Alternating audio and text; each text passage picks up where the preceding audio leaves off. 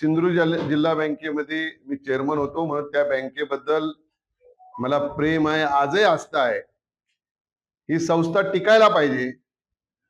ह्या जिल्ह्याच्या शेतकऱ्यांच्या, मच्छीमारांच्या दृष्टिकोनातून ही जिल्हा बँक टिकली पाहिजे ह्या मताचा मी असल्यामुळे मी आतापर्यंत ह्या बँकेच्या विरोधात कधीही काही बोललेलो नव्हतो. म्हणजे बोललो एकदा, पण हे सुधारण्यासाठी बोललो होतो, पण त्यांची सुधारण्याची काय शक्यता मला या ठिकाणी दिसत नाही.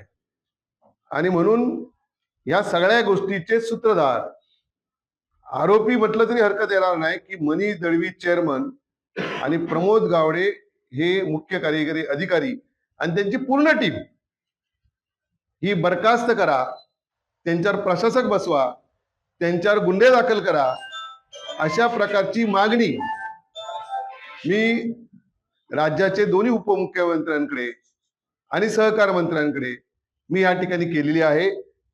मला DF देवेंद्र फडणवीस साहेब हे फक्त मला त्या ठिकाणी मिळाले नाहीत. मी फडणवीस साहेबांना पण भेटून मी ही गोष्ट या ठिकाणी सांगणार आहे आणि त्यांना मी पुरावे देणार आहे. मी कुठलीही गोष्ट हवेत या ठिकाणी बोलत नाही. आज माझ्यावरच्या सगळ्या नेत्यांना मी दिलगिरी व्यक्त करेन की बाबा, जरी युतीमध्ये असलो तरी आज प्रश्न असा आहे की ही बँक जर टिकली नाही तर सहकाराचा पूर्ण बिमोड आमच्या जिल्ह्यात या ठिकाणी होऊ शकतो. आमच्या विकास संस्था जवळजवळ 234 विकास संस्था याच्यावर अवलंबून आहेत, बऱ्याच पतसंस्था अवलंबून आहेत, म्हणजे 1000 पेक्षा जास्त वेगवेगळे जे सभासद आहेत ते याच्यावर अवलंबून आहेत. आणि म्हणून ही संस्था टिकली पाहिजे या दृष्टिकोनातून माझे प्रयत्न या ठिकाणी होते.